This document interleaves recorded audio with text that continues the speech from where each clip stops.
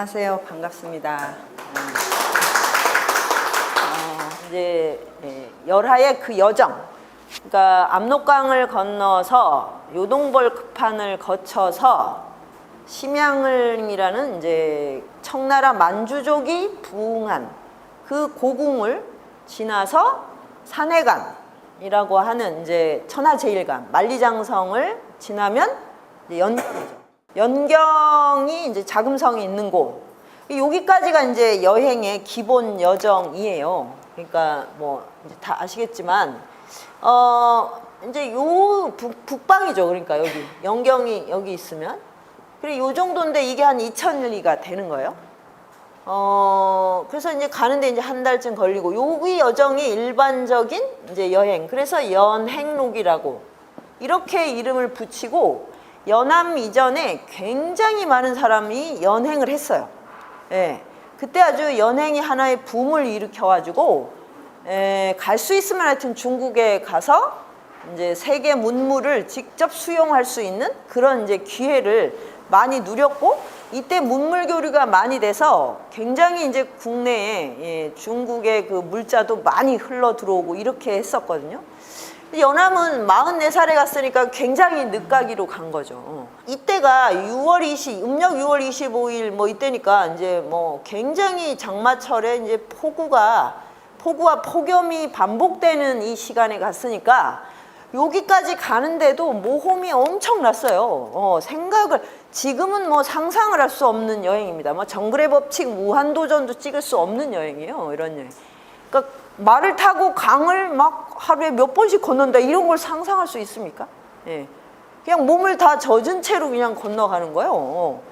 그런데 또 폭우가 오면 노숙을 해야 돼요. 강이 범람해서 건널 수가 없고.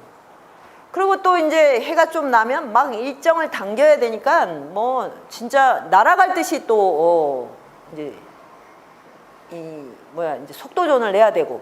그래서 머물렀다가 막 후다닥 떠났다. 뭐 이런 식의 이제 정말 그 뭐라고 할까 이 체력적 소모가 엄청난 그런 여행을 하니까 연경에 도착했을 때 이미 말들이 다 토하고 쌀 정도로 체력이 완전히 고갈이 난 거죠.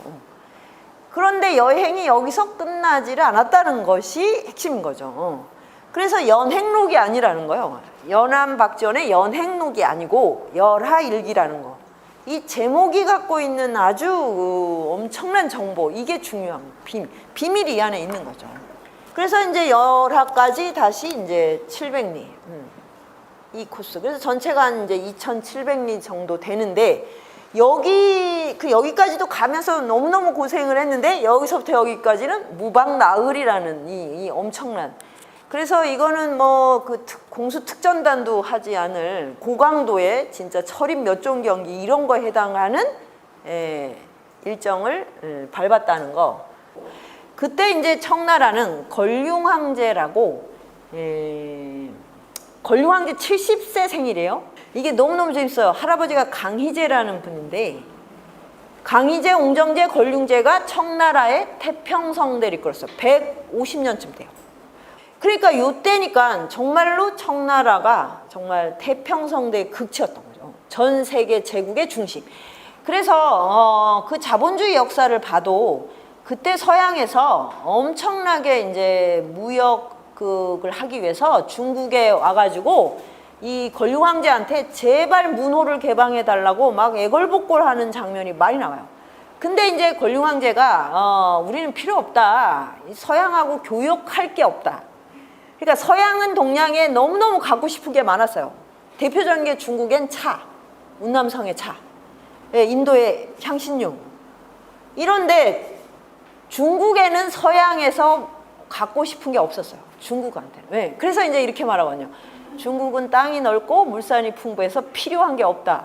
그래서 우리는 너희들하고 교역을 하고 싶은 게 없다.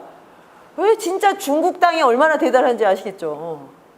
부족한 게 없었던 거예요. 이제 그래서 나중에 이제 결국 아편 전쟁으로 거의 폭력적으로 문호를 여는 이제 이런 이게 되게 재밌습니다. 근데 이제 어쨌든 이제 연암이 갈 때는 걸륭황제 70세 생일이니까 그게 얼마나 장관이었겠어요. 뭐 지금 어떤 그 세계적인 행사, 엑스포 같은 행사도 이 만수절 행사를 능가할 수가 없습니다. 예. 이제 그런 때라는 거를 알아야 되고 이 청나라 그런데 강희제 때부터 열하를 너무 좋아해서 거기를 수시로 드나들다 보니까 거기에 행궁이 많아져서 도시가 번성해진 거야. 그런데 또 권룡 황제가 거기를 너무 또 좋아해서 또 거기를 자주 드나들게 된 거죠. 그래서 자기 그 70세 생일 잔치를 거기서 하게 된 겁니다. 예. 그래서 열하라는 장소가 갖고 있는 역사적 그 포인트, 그걸 알면 또 굉장히 재밌어요. 그리고 나중에 이제 한참 뒤에 이제 청나라가 망할 때의 그 지존인 서태후가 또 열하를 아주 좋아했어요. 그래서 열하에 가면 이제 강희제, 권룡제, 서태후의 그 유적을 볼 수가 있습니다. 예. 이제 그럴 때 갔으니까 연함이 늦게 간 게 너무너무 사실은 어떻게 보면 기가 막힌 이제 우연의 일치인 거죠. 그래서 이제 연함이라는 조선 최고의 문장가, 그리고 여행과 유람 뭐 이런 걸로 단련이 됐고, 또 우정과 지성을 몇십 년 또 갈고 닦은 이 기술이 있고, 이런 사람이 하필 1780년 청나라의 가장 그 클라이막스일 때, 문명이 최정점에 있을 때 자금성이 아닌 열하 행궁에 갔다. 이것이 아주 기가 막힌 일입니다. 그래서 연함과 권룡제와 열하 행궁의 이 조합, 이게 이제 열하일기라는 세계 최고의 여행기를 낳게 된 거예요. 그리고 이제 연함은 가면서 이제 여행을 한다는 게 뭡니까? 뭐 폭우도 만나고 폭염도 만나고 이제 온갖 우발적 상황을 만나죠. 그러면 이제 거기서 뭘 마주쳐요? 이제 일단 사람을 만나죠. 그러면 사람을 만났을 때 이 마주쳐서 이야기가 탄생하죠. 그러면 이게 글이 되는 거예요. 그런데 이제 이 여행을 해도 절대로 옆에 있는 사람도 돌아보지 않고 또 새로운 사람을 만나도 전혀 안 움직이는 사람들이 많이 있어요. 그래서 진짜 여행을 너무 우아하게 이렇게 하고 돌아오면 그냥 카드빚만 남습니다. 대출빚만. 그래서 여행은 누군가를 만나러 가요. 이걸 다 합쳐서 뭐라 타자라 그러는 거예요. 거긴 사람이 들어가고 시공간이 들어가요. 그래서 날씨가 다르다, 이것도 타자예요. 그러려고 외국에 가죠. 우리가 전혀 다른 기후가 있구나, 이걸 아는 거. 우리나라가, 저는 이제 중국에 그때 여행했을 때 사스 때문에도 정말 스릴이 넘쳤는데, 그때 중국의 그 북쪽의 산을 보고 우리나라 산을 다시 발견했어요. 중국의 북쪽에는 산이, 나무가 있는 산이 거의 없어요. 그래서 무슨 황토만 있는 산이 있고 회색 그 무슨 재 같은 산만 있고, 그래서 우리가 이제 고향을 딱 생각하면 이제 산이 있고 냇물이 있는 이런 게 떠오르잖아요. 이거는 한국에서나 가능한 이미지예요. 그래서 여기를 떠난 사람은 고향을 그리워할 때 이런 걸 떠올릴까? 이게 너무 충격이었어요. 그리고 황사가 이렇게 몰아치니까 뭐 모래바람이 진짜 천지가 다 뒤집혀요. 그래서 우리나라에서 뭐 황사가 온다고 조심하라 그러면 진짜 저는 그때부터 이제 코웃음이 나오기 시작했어요. 니들이 황사를 아냐, 이런 느낌. 그런데 거기 그냥 사람들이 멀쩡히 살고 학교 다니고 다 해요. 우리나라 같으면 아마 바로 휴교할 거예요. 그러니까 이게 사는 게 완전히 다른 거구나. 이래서 여행을 해야겠다, 이렇게 생각을 했어요. 그러니까 우리가 타자를 만나는 건 그냥 도시가 다르고 이런 게 아니고 그 지역의 자연이 다른 거예요. 그래서 그리고 그 안에 이제 유적이 있죠. 역사적 유적들. 연함은 아는 게 너무 많으니까 뭐 청나라와 명나라가 싸울 때 그 전적 이런 걸 다 아니까 어디를 가도 이제 그게 쫙 이렇게 스쳐 떠오르잖아요. 그런 이야기들이 열하일기에 나와요. 그래서 일단 이제 요동벌판을 보면 청나라가 어떻게 중원을 지배하게 됐는가, 그 전쟁사가 나오거든요. 이거를 알고 보면 너무너무 재밌어요. 근데 이거를 모르는 채 이제 여행의 달콤함만을 즐기려고 하면 이 내용이 되게 번거롭게 느껴지죠. 그래서 아는 만큼 즐기는 거예요. 그리고 수레나 벽돌, 온돌 이런 걸 보고 이 구조를 다 파악을 해요. 그러니까 이거는 뭐냐면 사물을 만났을 때 딱 감흥을 하는, 이게 지성이거든요. 지성은 이렇게 신체적인 거예요. 그래서 벽돌에 대한 이야기를 쭉 할 때 벽돌 타령처럼, 온돌도 마치 판소리 한마당처럼. 그래서 저는 이번에 보면서 아, 이 사람은 사물들과 춤을 추는구나. 사물을 보면 사물하고도 교감이 되는 거예요. 그냥 이렇게 대상화해서 매뉴얼만 딱 캐치하는 게 아닌 것입니다. 그래서 말을 타고 가면 말에 대한 이야기가 쭉 나오는데 그것도 리듬이 엄청 막 자유자재하거든요. 그러니까 이게 뭐냐, 말이 되어서 신체적으로 그걸 느끼는 거예요. 그래서 우리나라의 종마법하고 말이 왜 이렇게 왜소하게 됐는가, 말의 입장에서 그거를 아주 리얼하게 설명하는 거죠. 그러니까 이 감흥 능력 대단하죠. 그리고 코끼리를 딱 보면 진짜 지금도 코끼리 보면 신기하지 않습니까? 그런데 연암문 시대에 코끼리를 상상이나 했겠어요. 그래서 주역에 이제 괴상이라고 코끼리 상자를 쓰거든요. 이제 공자가 이 괴상을 이제 주석을 단 거예요. 50 이후에 주역만 뭐 하도 봐서 너덜너덜하게 다 주역 그 책이 떨어졌다고 하는. 그래서 3번이나 다시 묶었다가 위편 3절이라는 고사를 놨는데 거기에 왜 상이라고 했을까를 알게 됐다는 거예요. 코끼리를 보고. 그래서 코끼리에 무지하게 관심이 많아요. 그래서 이제 베이징에 가자마자 상방이라는 데를 먼저 달려가요. 그렇게 몸이 진짜 떡실신이 된 그 상황에서. 근데 거기 갔더니 황제가 다스리는 코끼리니까 다 묶어놓은 거예요. 그때도 보고 너무너무 신기했어. 막 이제 신기했는데 그 다음에 열하를 갔는데 코끼리 2마리가 직접 움직이는 걸 보고 이 귀가 구름이 막 펄럭펄럭 바람을 풍우를 몰고 오는 것 같다고 이렇게 표현해요. 그래서 상기를 씁니다. 그건 뭐냐면 이제 코끼리를 통해서 이 우주의 이치를 알았다. 근데 왜 그래서 공자가 괴상이라고 했을까, 주역을 이걸 비로소 알게 됐다고 하는 이제 그런 것들. 그러니까 이게 뭡니까? 너무 신기해. 여기서 끝나질 않는 거죠. 지금 우리는 보면 와 그냥 그냥 감탄사 몇 개 하면 끝나죠. 그리. 그런데 그거를 보고 감흥을 해서 이 감흥은 감성적인 파토스인데 여기에 지성이 담겨 있는 거예요. 로고스와 파토스가 같이 움직이는 거예요. 그럴 때 이제 글이 나오는 거예요. 그래서 이 상기도 열하일기의 아주 최고 명문 중에 하나입니다. 이게 그러니까 이제 연암이 이 여행에서 몸이 얼마나 열려 있는가 이거를 우리가 확인할 수 있다는 거. 그러면 사람에 대한 호기심은 말할 것도 없죠. 그러니까 이제 장사꾼을 만나면 장사꾼하고 그 다음에 선비를 만나면 선비, 그 다음에 황제, 법왕, 티벳 법왕 뭐 온갖 그 사람들의 묘사를 다 해놓은 거예요. 그리고 어떻게든 이제 말을 건네서 이야기를 찾아내요. 근데 중국어를 못했어요. 그러니까 이제 통역관을 데리고 다니거나 이제 그렇지 않으면 필담을 하는 거죠. 근데 혼자 다니다가 말 걸었는데 저쪽 사람은 한문을 모르고 연암은 중국어를 모르니까 서로 이제 그 뻘쭘한 상황, 이런 것도 다 기록이 돼 있어요. 그래서 연암의 글에는 항상 타자가 범람한다. 이게 아주 또 중요한 핵심입니다. 연암의 모든 글에는 누군가가 등장해요. 누군가가. 친구가 찾아왔다든지 편지가 왔다든지 누군가와 싸운다든지 하는 상황.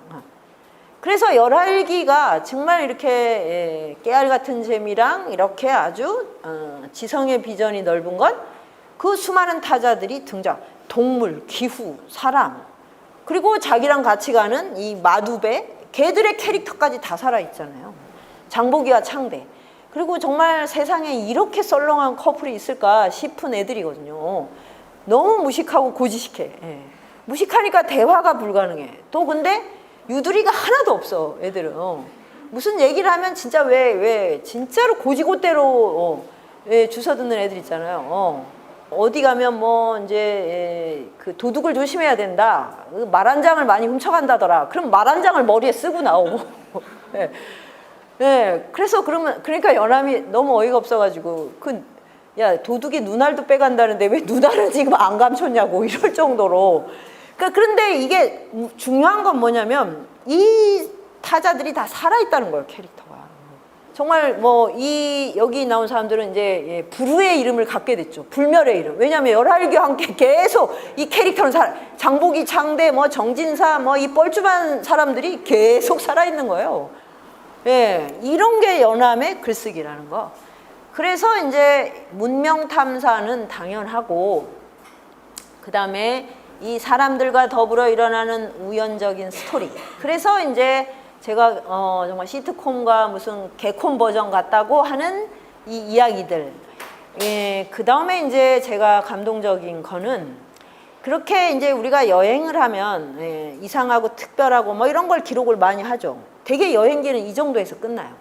근데 연암은 계속 자신에 대한 이 존재에 대한 탐구를 한다는 거. 그걸 어디서 할 수 있냐?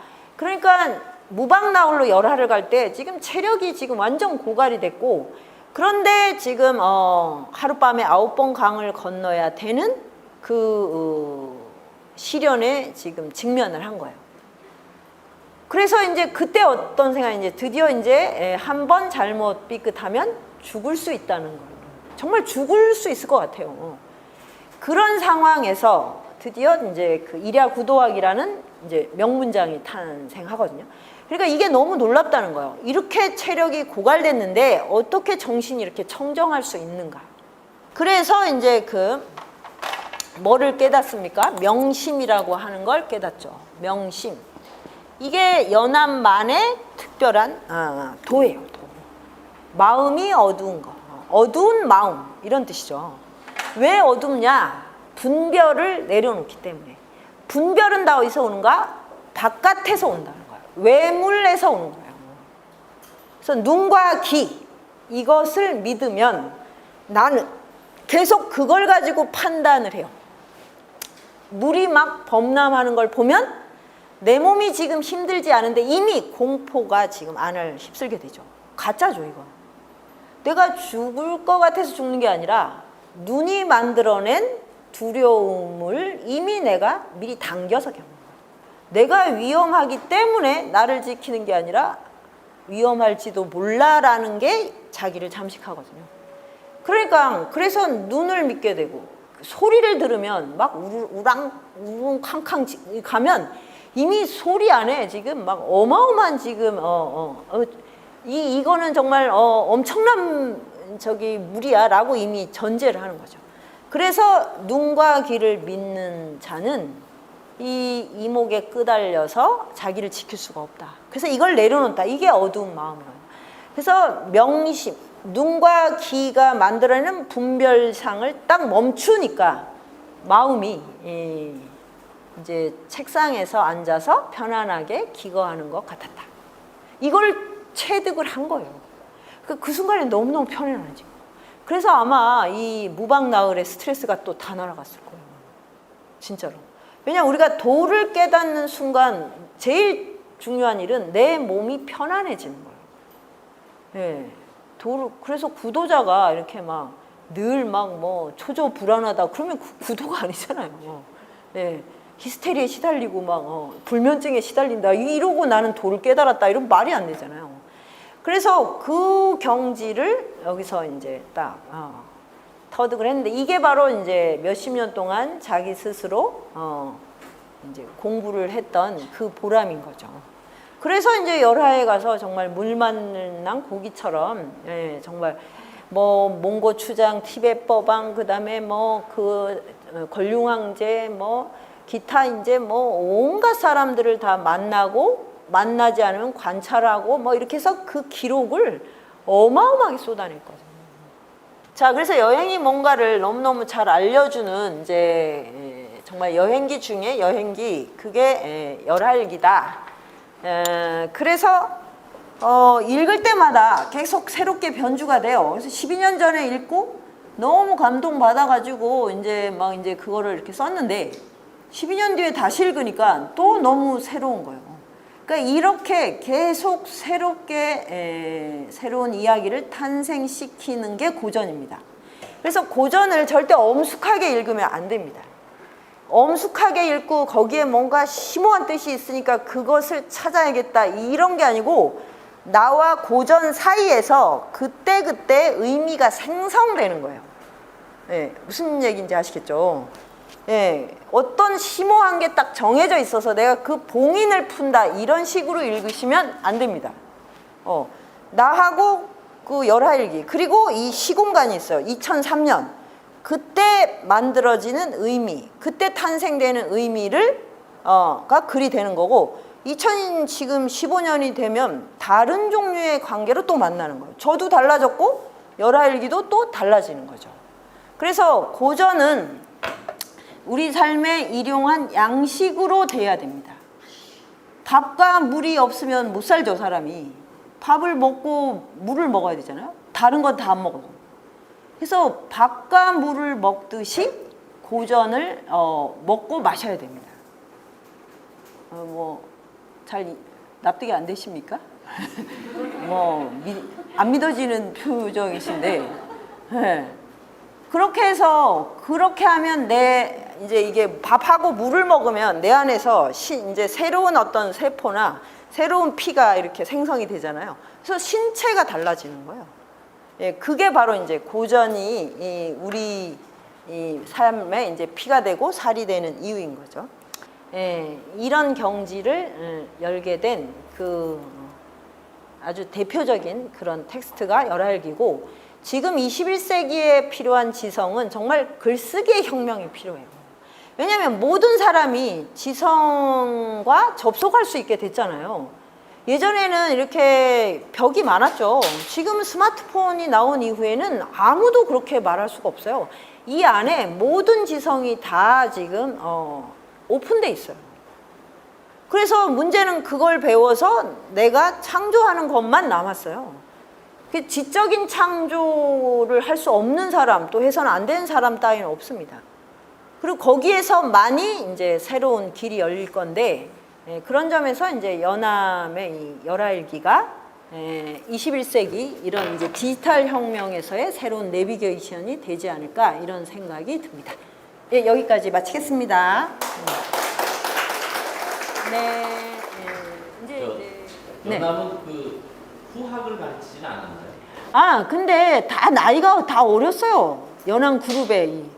그래서 이게 너무 또 아름다운 게, 홍대용이 이제 좌장인 격인데, 연암이 이 홍대용보다 7살이 어리거든요. 근데 그냥 맘먹어요. 친구라고 생각해요. 그리고 연암 그룹의 그 제일 패기만만한 북학파가 박제가예요. 박제가는 아주 과격한 북학파였어요. 그런데 박제가는 14년인가 15년인가 어려요. 이동무도 그렇고. 근데 이 그룹이 그럼 나이 차이가 거의 20년 난다는 거예요. 이렇게 해서 후배고 제자뻘이죠, 사실. 여러모로 보나. 근데 연암은 다 그걸 친구라고 했어요. 그러니까 계속 편지를 주고받으면서 이게 사실은 서로 가르치고 배우는 과정인 거죠. 그래서 스승이면서 벗인 거, 벗이면서 스승인 거, 이게 동양에서 사우라고 합니다. 이게 동양에서 가장 최고의 관계예요, 인간관계. 스승이면서 친구가 뭐냐면, 내가 배울 것이 있으면서 근데 너무 존경해서 멀리하면 안 돼. 내 마음을 털어놓을 수 있어야 돼, 그 사람한테. 너무 존경스러우면 가까이 가기 싫잖아요. 다산 선생처럼. 그냥 콜센터에 물어보고 그냥 끝내고 싶잖아요. 그런데 배울 게 많은데 늘 만나고 싶어. 이래야 된다는 거예요. 그래서 이제 제가 학교에 강의하면 이렇게 말하죠. 지금 내가 잘 살고 있는가는 사후가 있느냐 없느냐에 달려있다. 그게, 그리고 고전, 내가 책을 좀 읽었다 그러면 내가 고전 속에서 사후를 만났는가. 아직 못 만났으면 지금 독서 안 한 거예요. 인생 헛산 거예요. 간단해요. 그래서 연암의 윤리학은 우도라고 합니다. 우도, 버두자, 우도. 연암의 철학은 우정의 철학이에요. 간단하게 얘기하면. 세상 모든 사람과 우정을 나누고 싶다. 그래서 중국 가서 이제 여기 장사꾼을 만나든 자기보다 훨씬 이제 좀 무식하고 이런 사람을 만나든, 이 사람은 다 벗으로 생각하니까 그 상대방이 다 감동을 하는 거예요. 나머지는 나 엄청나게 막 무게를 잡고, 저거는 떼놈이고, 이건 여자라서 안 되고, 이건 노파라서 안 되고, 이런. 우리 안에 차별이 얼마나 많습니까? 그리고 진정한 우정은 세대를 넘어야 돼요. 그래서 저게 너무 아름다워요. 그리스인 조르바는 65세인데 거기에 그 두목으로 나오는 니코스 카잔차키스는 35살이에요. 30년을 뛰어넘는 너무나 강렬한 우정이죠. 그게 그리스인 조르바라는 불멸의 고전을 낳은 거예요. 근데 그 둘이 친구가 되는데 아무런 장애가 없습니다. 예, 이런 관계가 진정으로 아름다운 거예요. 예, 친구가 있어 충분하고 이 모든 것들과 사물과 더불어 춤을 출 수 있는데 이제 이런 게 저는 연암에게서 너무너무 배우고 싶고, 그런 점에서 연암은 정말 제 인생의 큰 변곡점이거든요. 근데 제가 연암을 독점할 생각 전혀 없습니다. 많은 사람과 공유하고 싶어요. 왜냐하면 만나는 것마다 다를 테니까. 제가 만나는 연암하고 여러분이 만나는 연암은 또 다를 테니까. 그래서 이제 그 열하일기를 이렇게 제가 기회가 닿을 때마다 이렇게 이제 전령사 역할을 하는 것이죠. 여러분도 그런 이제 열하일기를 꼭 만나고 열하 여행도 가시고, 그래서 저처럼 또 전염병도 좀 만나시고, 그래서 연암이 여러분의 사후가 됐으면 참 좋겠습니다. 감사합니다.